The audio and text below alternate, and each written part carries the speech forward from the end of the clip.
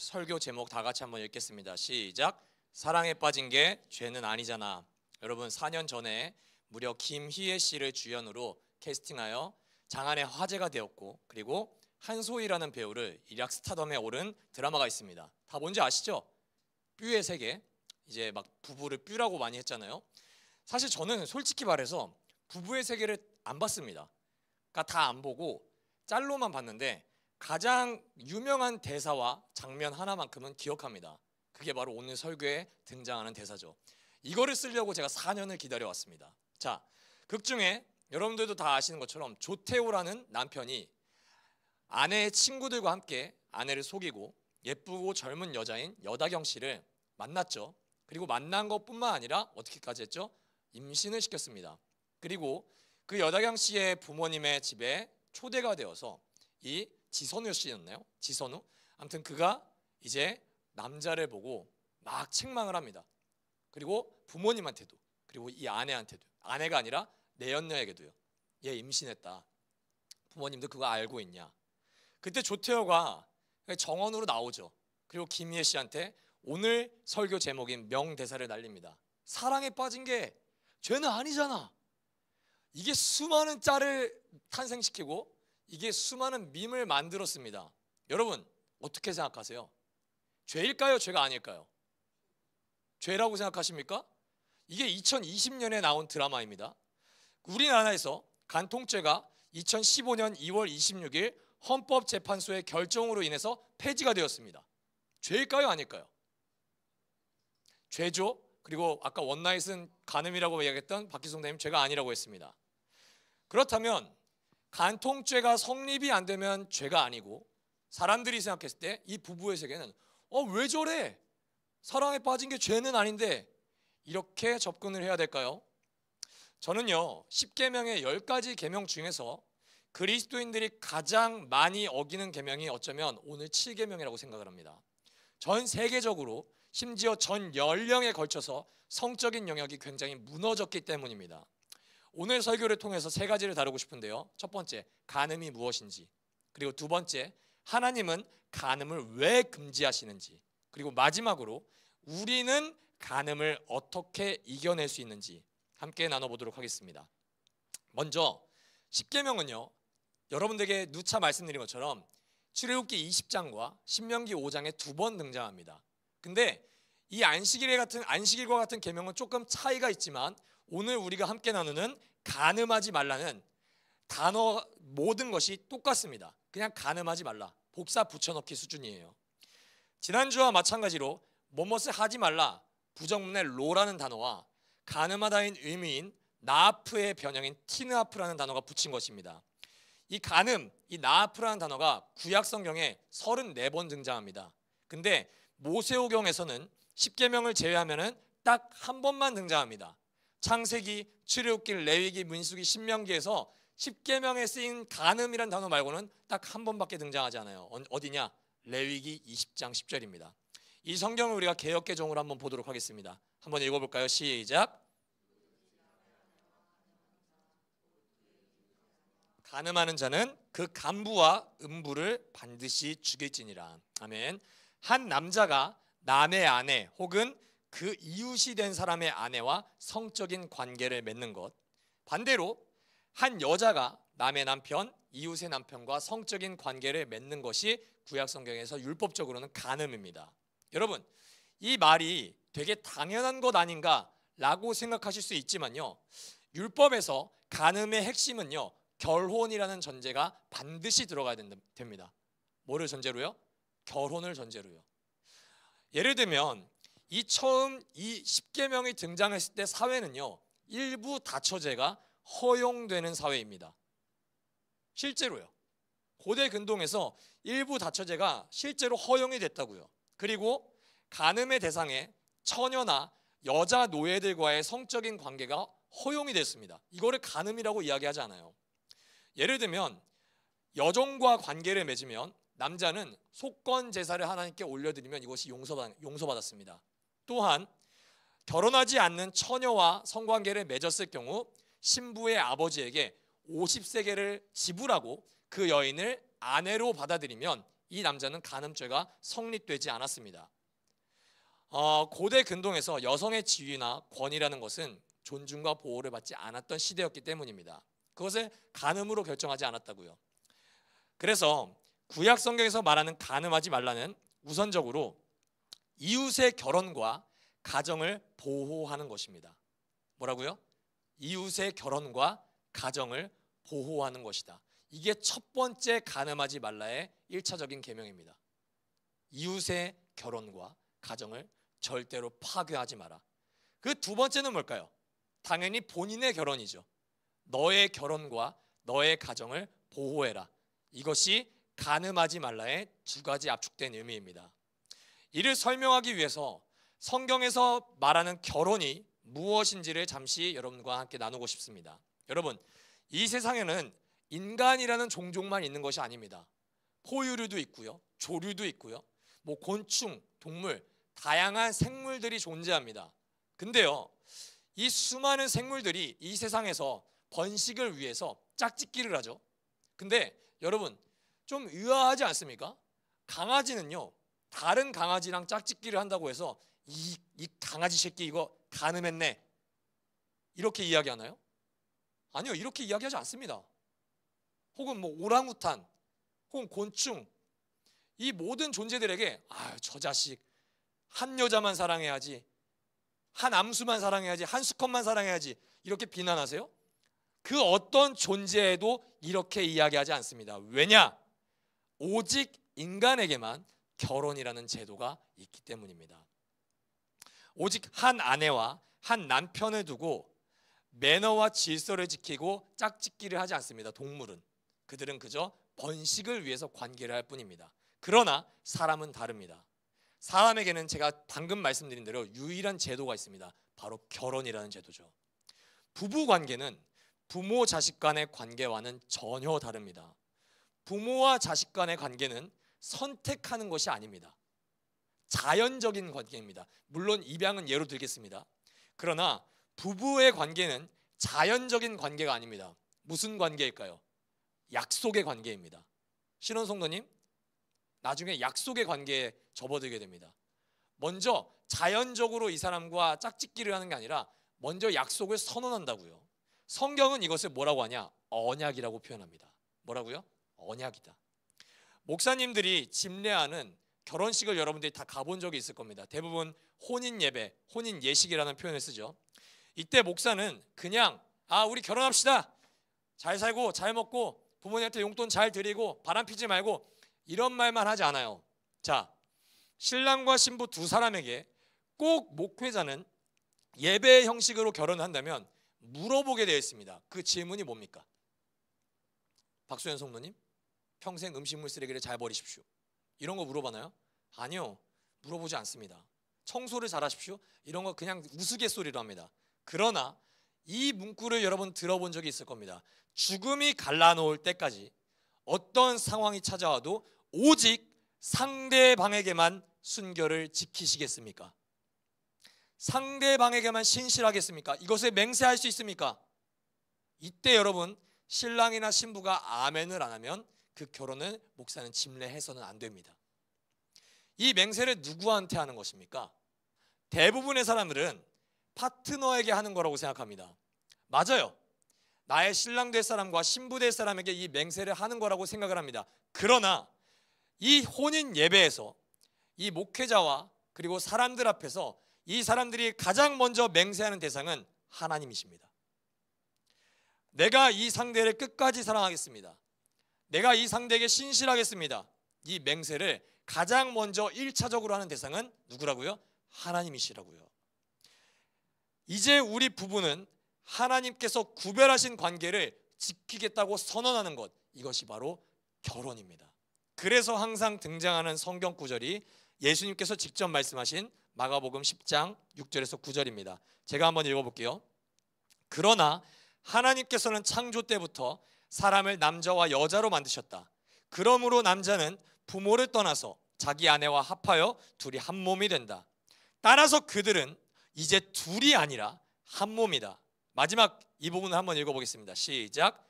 그러므로 하나님이 짝지어 주신 것을 안 된다. 아멘. 그래서 성경은 이혼마저도 죄라고 이야기할 때가 있습니다. 그런데 성경에서 유일하게 예수님마저도 이혼을 합법화해 주시는 행동이 있습니다. 그게 뭐냐? 상대방이 간음했을 경우입니다. 간음은 하나님이 짝지어 주신 신성한 관계, 하나님이 약속으로 이루신 이 언약의 결혼을 파괴하는 행위입니다.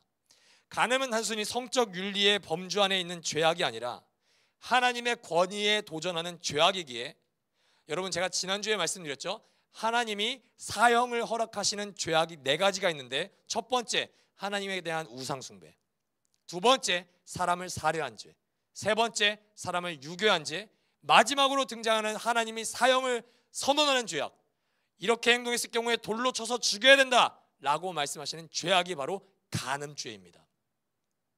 이것이 얼마나 큰 악임을 우리 현대를 살아가는 그리스도인들이 인지하고 계셔야 된다고요. 성경에는요, 간음의 유혹을 이겨낸 대표적인 인물이 있고, 간음의 유혹에 대표적으로 넘어진 사람이 등장합니다. 첫 번째 요셉이죠. 그리고 간음에 대표적으로 넘어진 사람이 누구입니까? 다윗입니다. 요셉을 보디발의 아내가 유혹할 때 요셉이 뭐라고 했는지를 우리가 성경 구절 한번 보겠습니다. 창세기 39장 9절. 자, 이 집 안에서는 나의 위에는 아무도 없습니다. 왜냐하면은 보디발이라는 사람이 요셉에게 그 집의 전권을 다 맡겼기 때문이에요. 노비도 맡겼고 재산도 맡겼습니다. 이 보디발을 제외한 이 집에 어떻게 보면 투고라고 해야 될까요? 가장 높은 사람은 요셉입니다. 그러나 나의 주인께서 나의 마음대로 하지 못하게 한 것은 한 가지뿐입니다. 그것은 마님입니다. 마님은 주인 어른의 부인이시기 때문입니다. 여기서부터 잘 보십시오. 그런데 내가 어찌 이런 나쁜 일을 저질러서 하나님을 거역하는 죄를 지을 수 있겠습니까? 여러분, 보디발의 아내에게 요셉이 뭐라고 합니까? 내가 어찌 당신에게 죄를 짓겠습니까? 어찌 보디발에게 죄를 짓겠습니까? 이렇게 말하지 않아요. 어찌 내가 하나님 앞에 이 거역하는 죄를 지을 수 있겠습니까? 라고 이야기하면서 간음의 유혹을 거절합니다. 요셉은 결혼을 했나요? 안 했나요? 결혼 안 했습니다, 이 당시에. 그럼에도 불구하고 이 사람은 간음의 유혹을 거절합니다. 왜냐? 보디발과 아내의 그 신성한 결혼을 자신이 파괴하는 행위가 하나님을 거역하는 죄라고 인지하고 있었기 때문입니다. 다윗도 마찬가지입니다. 부하장수의 아내 밧세바와 성적인 관음을 맺은 다윗에게 나단 선지자가 와서 뭐라고 이야기하죠? 그런데도 너는 어찌하여 나 주의 말을 가볍게 여기고 내가 악하게 여기는 일을 하였느냐? 다시요, 나단 선지자가 다윗에게 뭐라고 책망하냐? 하나님이 악하게 여기는 일을 행하였느냐? 너는 햇사람 우리아를 전쟁터에서 죽이고 그의 아내를 빼앗아 내 아내로 삼았다.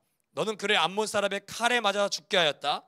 너는 이렇게 나를 무시하여 햇사람 우리아의 아내를 빼앗아다가 내 아내로 삼았으므로 이제부터는 영영 네 집안에서는 칼부림이 떠나지 않을 것이다. 할렐루야. 여러분, 다윗이 어떤 사람입니까?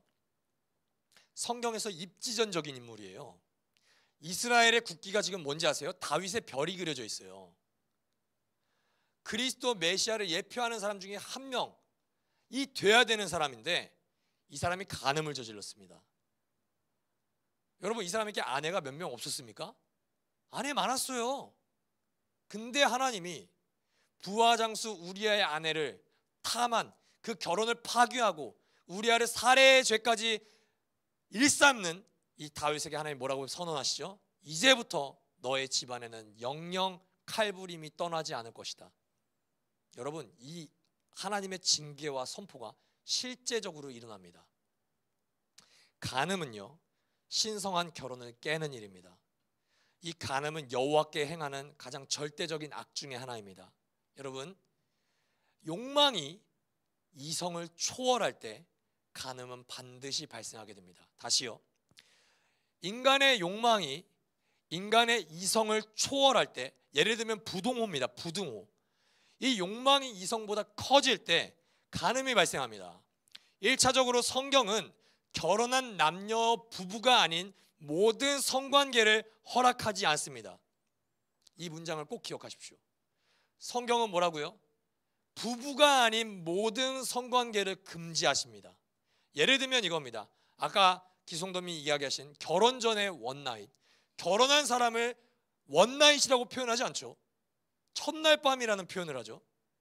두 번째, 다른 파트너, 부부가 아닌 다른 파트너. 세 번째, 매춘, 성을 상품화해서 돈 주고 관계하는 것.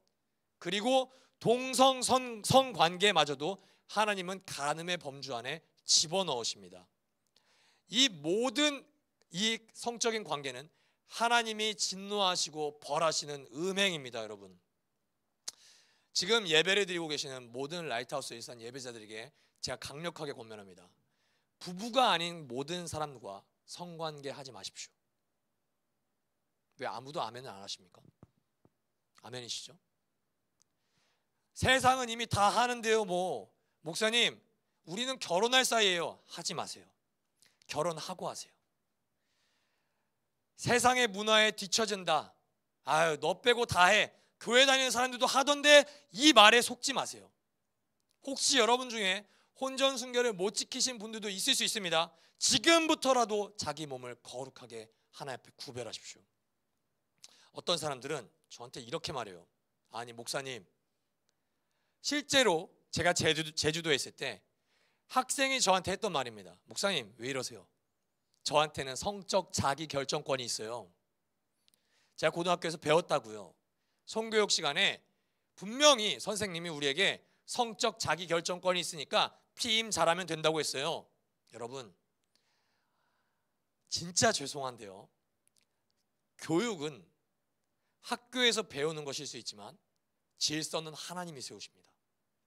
자, 성적 자기결정권이라는 단어가 지식백과에 이렇게 적혀 있습니다. 성적 자기결정권이란 개인에게 부여되는 성과 관련된 행복 추구권이자 인권으로 적극적으로는 자신이 원하는 성생활을 스스로 결정하고 소극적으로는 원하지 않는 사람과의 성행위를 거부할 수 있는 권리를 의미한다.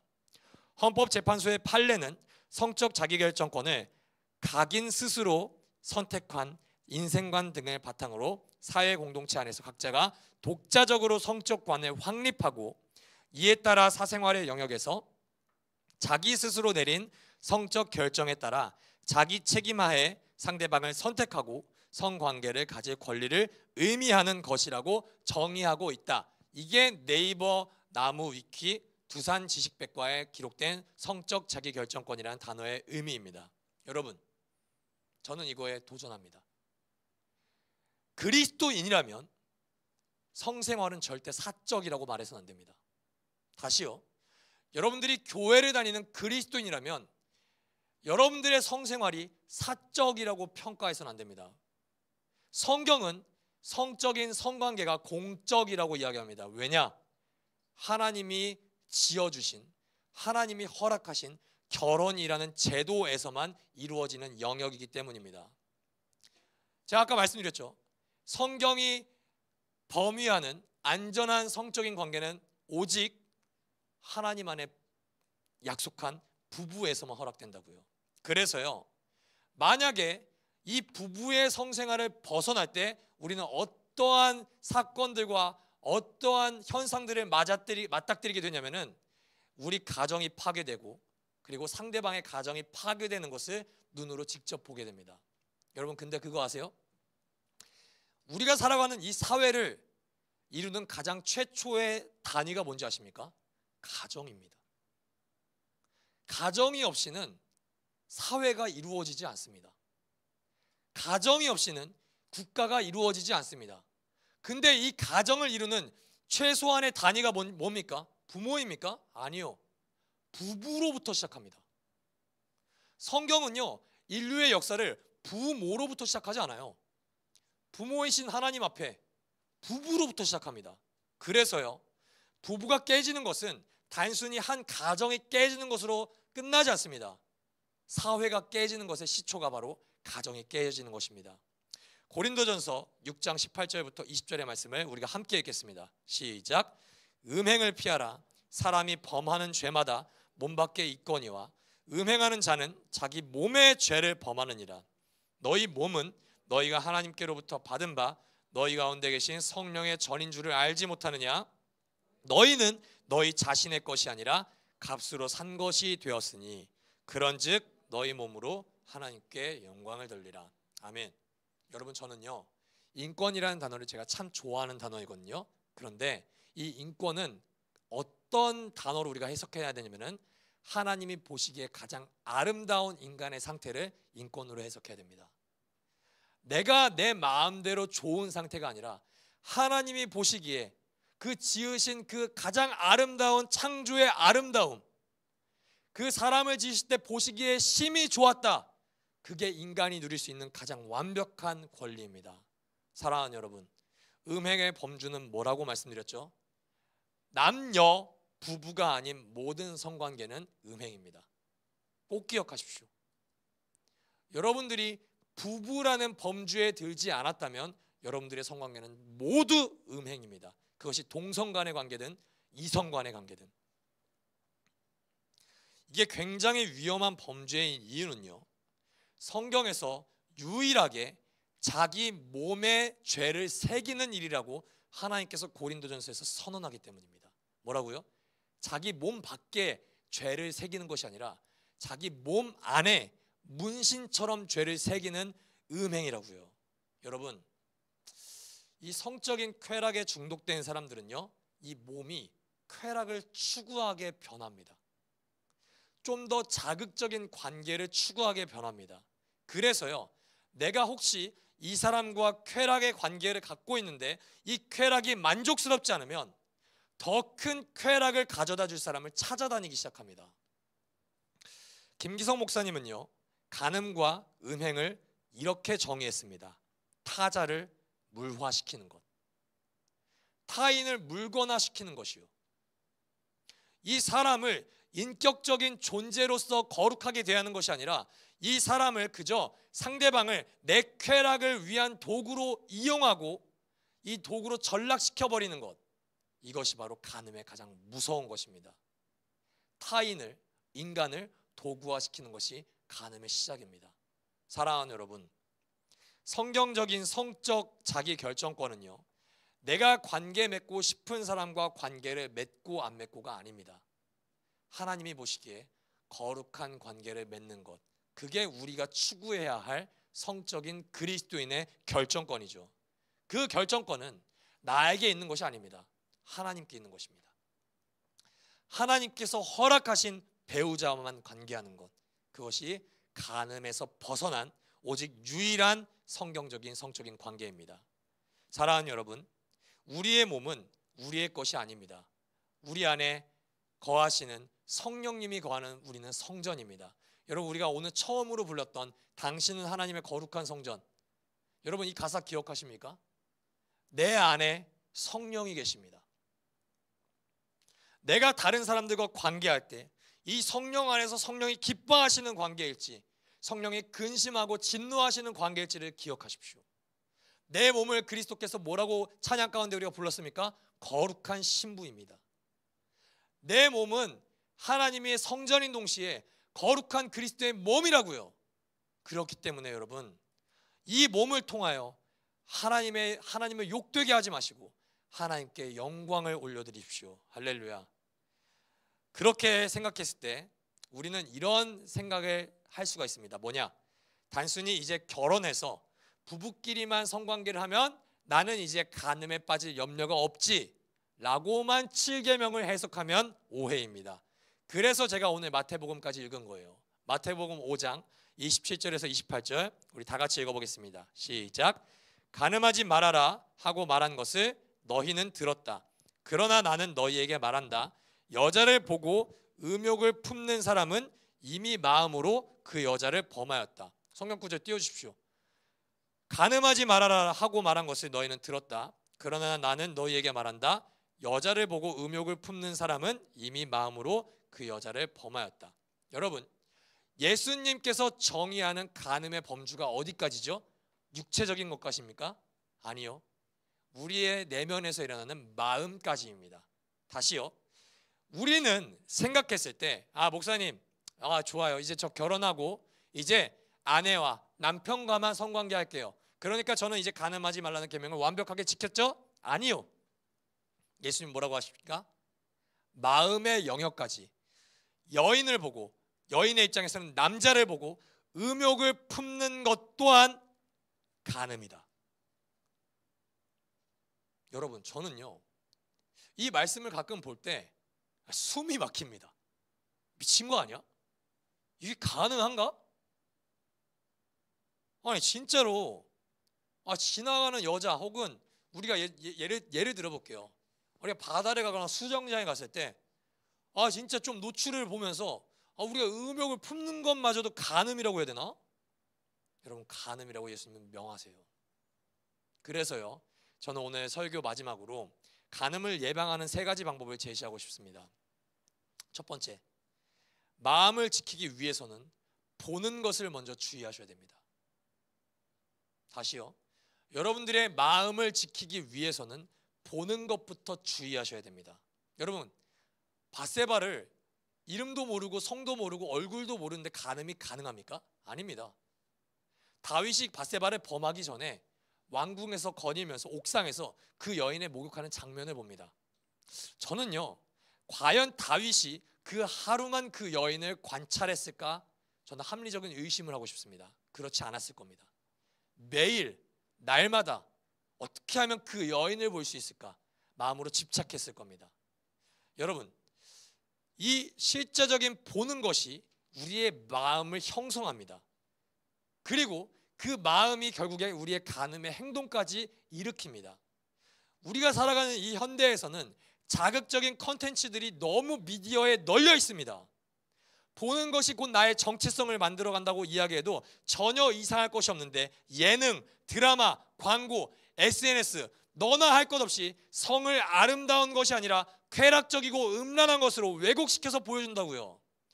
하나님이 창조하신 성은요, 성경에서 막 이런 게 아니에요. 여러분, 하나님이 부부의 관계를 얼마나 아름답게 성경에 기록하시는데요, 섹스가 이상한 단어가 아니라니까요. 그런데 미디어와 각종 컨텐츠들이 이거를 완전히 음란물 수준으로 끌어내렸어요. 여러분, 성이라는 한자 아십니까? 뭘로 구성되어 있습니까? 마음 심자랑 날생자입니다. 생명을 소중히 여기는 마음이 성이라는 단어라고요. 근데 이것만 좀 등장하면 우리는 19금, 음란해, 야해. 여러분, 이게 아니에요. 여러분, 부부의 성관계를 야하다고 합니까? 안 그래요. 아름답다 그래요. 그 관계를 통해서 어떤 게 탄생합니까? 생명이 탄생해요. 이 세상에서 유일하게 생명을 창조하는 행위가 바로 이 성적인 관계라고요. 너무나 아름답고 너무나 신비롭고 세상을 창조하는 하나님의 사역에 동참하는 관계예요. 근데 이게 변질됐어요. 예전에는 TV를 보거나 노트북이나 컴퓨터 앞에서 음란한 영상을 봤다면, 이제는 이게 어디까지 왔습니까? 손 안에까지 왔습니다. 그러니까 이 사회가 너무나 음란한 사회로 변질되어 버렸어요. 요즘 여러분 이거 다 아시죠? 자만추라는 단어 들어보셨어요? 원래 뜻이 뭡니까? 자연스러운 만남 추구. 근데 요즘에 방송에서 뭐라고 이야기하죠? 자고 만남 추구. 나 이 사람이랑 연애할지 말지 자고 결정할게. 원나잇, 자만추, 동거부터 해보고 결정할게요. 속궁합이 맞는지 확인하고 결혼할게요. 이거는 그리스도인들이 절대 농담으로도 해서는 안 되는 말입니다. 여러분, 미디어를 절제하세요. 아멘. 성경을 많이 보세요. 드라마 보지 말라, 영화 보지 말라 말 못하겠어요. 그러나 분별할 수 있는 기준을 세상의 문화가 아니라 성경으로 하는 것, 그게 그리스도인의 삶의 태도가 아니겠습니까? 사랑하는 여러분, 여러분들이 보는 것이 여러분들의 삶을 이끌어갈 겁니다. 그러니까 절제하시고 유익한 걸 보십시오. 자, 간음을 예방하는 2번째 방법, 사랑은요 뜨거움의 에로스적인 개념이 아닙니다. 사랑은 오래 참고 온유한 아가페를 기초해서 해야 됩니다. 결혼을 한 부부가 살아가는 시간 동안 육체적인 관계를 맺는 것을 시간적으로 산출하면요, 여러분 몇 시간이 될 것 같으세요? 여러분 다 아시겠지만 날마다 부부가 관계를 하지 않아요, 여러분.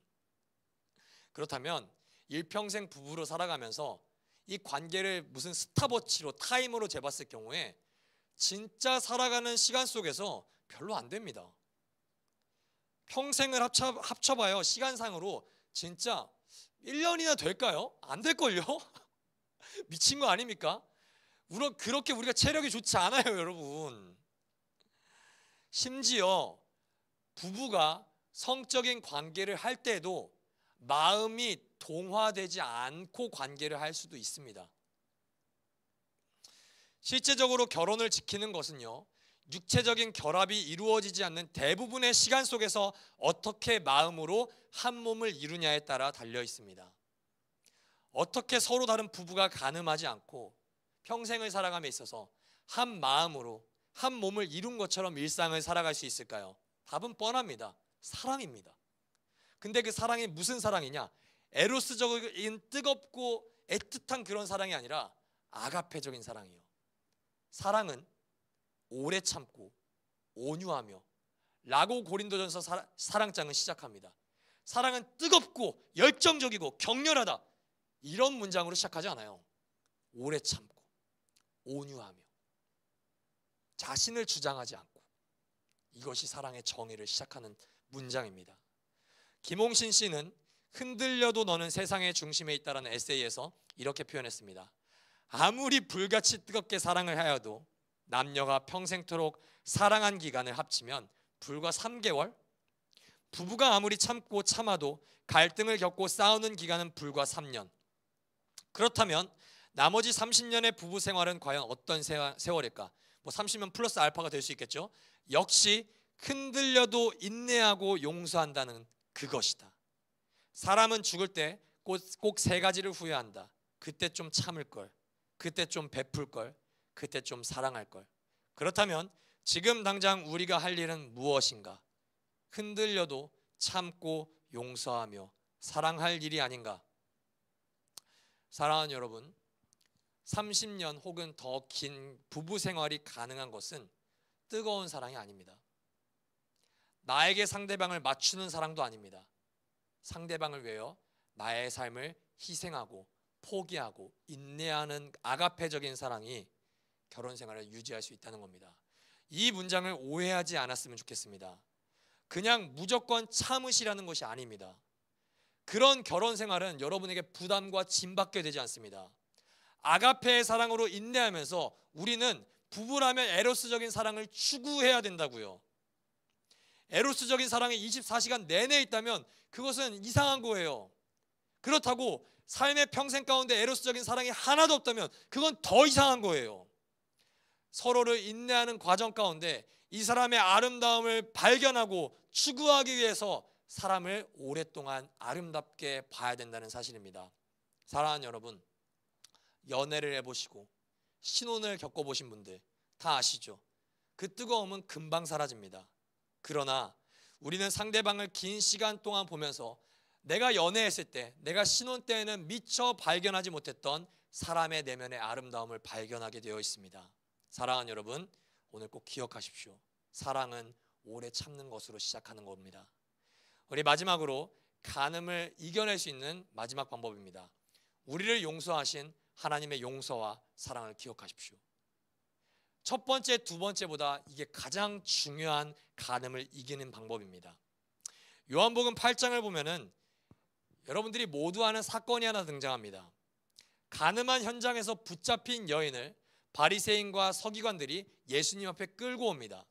그리고 그들이 예수님께 물어보죠. 선생님, 이 여인은 간음한 여인입니다. 그냥 의심과 추측이 아니라 현장에서 끌고 온 여인입니다. 어떻게 할까요? 여러분, 뭐라고 대답해야지 정상입니까? 돌로 쳐서 죽여라. 이게 정석적인 답변이에요. 왜냐? 간음한 현장에서 잡힌 음부와 간부는 돌로 쳐서 죽이라고 율법에 기록되어 있기 때문입니다. 여러분, 이 여인은 진짜 간음한 여인이에요. 율법을 어긴 여인이라고요. 그리고 예수님은 뭐라고 말씀하십니까? 바로 말씀하시지 않죠. 바닥에 뭔가 글씨를 새깁니다. 뭐라고 글씨를 새겼는지는 그 어느 누구도 모릅니다. 성경에 나타나 있지 않으니까. 그런데 학자들은 추측을 합니다. 십계명을 아마 써보시지 않았을까. 여러분, 요한복음 8장 7절 다 같이 읽겠습니다. 시작. 그들이 다그쳐 물으니 예수께서 몸을 일으켜 그들에게 말씀하셨다. 너희 가운데서 죄 없는 사람이 먼저 이 여자에게 돌을 던져라. 아멘. 그 현장에요, 평생 음욕을 품지 않았던 사람이 존재할까요? 아니요. 존재했다면 바로 돌로 던졌을 겁니다. 저런 더러운 여인, 내가 빨리 돌을 쳐야, 내가 가장 먼저 돌을 쳐야지. 근데 그 누구도 돌을 던지지 못하죠. 한 사람 한 사람 그 자리를 피하기 시작합니다. 그 자리에요, 제가 성경을 묵상해 보니까 딱 한 명, 죄가 없는 사람이 있었습니다. 평생 동안 음욕을 품지 않았던 한 사내가 있었습니다. 누구죠? 예수 그리스도. 근데 예수님이라면 이 여인을 이 거룩하지 못한 못된 년 이렇게 욕을 하면서 짱돌을 던지셔야 되지 않을까요? 예수님은 율법을 완성하신 분이잖아요. 근데 예수님이 돌을 던지지 않으셨습니다. 아무리 인간적으로 눈으로 보지 않으려고 애를 쓰고 아가페 사랑을 추구하려고 노력해도 그 어떤 인간도 사람으로 태어났다면 성적인 탐욕에서 벗어날 가능성이 없다는 것을 예수님이 아셨기 때문입니다. 사랑하는 여러분, 모든 사람이 음욕에서, 죄에서 자유롭지 않습니다. 그래서 그 누구도 여인에게 돌을 던지지 못하고 떠났습니다. 이 이야기는 여기서 끝나지 않습니다. 가장 놀라운 장면이 등장하죠. 예수님과 여인만 남았을 때 모든 군중들이 떠나가고 모든 수근거리는 이야기들이 사그라들고 아주 조용한 그 현장에 예수님과 여인만 남았을 때 예수님께서 이제 바닥에 글씨를 쓰는 것을 멈추시고 몸을 일으키셔서 여인에게 말씀하십니다. 여자여, 사람들은 어디에 있느냐? 저는요, 이 구절을 볼 때마다 좀 기가 막히다는 생각을 해요. 여러분, 정말 위대한 사건이거든요. 근데 그거 아십니까? 여인의 이름이 기록되어 있지 않아요.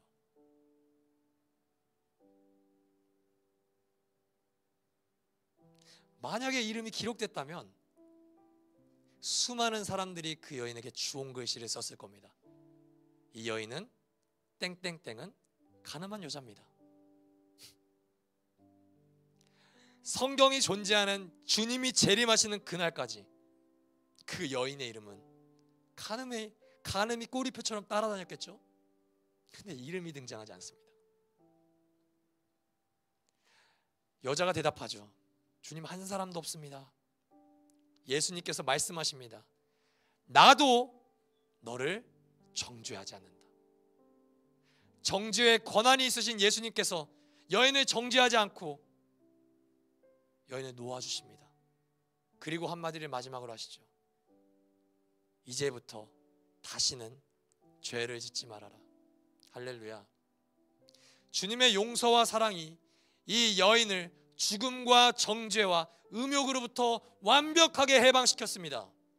무조건적으로 용서하신 하나님의 사랑을 경험한 여인은 다시금 이 음욕에 넘어지지 않았을 겁니다. 이 용서는 이 현장에서 말뿐인 용서로 그냥 이제 다시는 이 죄를 짓지 말아라, 이걸로 끝난 게 아닙니다. 여러분, 이 용서의 완성이 어디에서 이루어졌죠? 십자가에서요. 사람들이 이 현장에서 떠났더라도 이 여인을 볼 때마다 생각했을 겁니다. 주홍 글씨를 써버렸을 겁니다. 간음! 저 여자 더러운 여자야. 저 여자 가까이에서는 안 돼. 용서해서는 안 돼. 그의 몸에 새겨진 그 간음이라는 주홍 글씨가 십자가에서 흘리신 그리스도의 그 선명한 새빨간 보혈로 인해서 완벽하게 용서되었습니다. 완벽하게 덮어졌습니다. 사랑하는 여러분, 육체의 정욕을 이길 힘이 어디서 나옵니까? 예수 그리스도의 존귀한 보혈의 능력으로부터 나옵니다. 날마다 우리를 정케하는 힘이 어디서부터 나옵니까? 아가페를 추구하는 우리의 노력으로부터요? 아닙니다. 우리를 평생토록 용서하신 그리스도의 무조건적인 용서와 희생과 그 사랑으로부터 우리는 자유할 수 있습니다. 사랑하는 성도 여러분, 거짓된 쾌락으로 우리를 유혹하는 거짓 사랑에 빠지지 마십시오. 그거 하나님이 기뻐하시는 기쁨 아닙니다. 쾌락입니다. 하나님이 기뻐하시는 하나님의 사랑의 범주 안에서 여러분 그 사랑을 누리십시오. 그리스도의 보혈의 능력을 붙잡을 때 우리는 간음으로 왜곡된 부부의 세계가 아니라 하나님께서 창조하시고 계획하신 아름다운 한 몸의 세계를 경험하게 될 것입니다. 타락한 성적인 문화 속에서 하나님의 성전으로서 거룩함을 보여주십시오. 우리 몸의 거룩함으로 말미암아 우리 몸이 하나님의 진노와 하나님의 정죄를 일삼는 도구가 아니라 하나님의 영광을 드러내는 우리 모두가 되기를 우리 주 예수 그리스도의 이름으로 축복합니다. 우리 함께 찬양하고 우리 기도하겠습니다.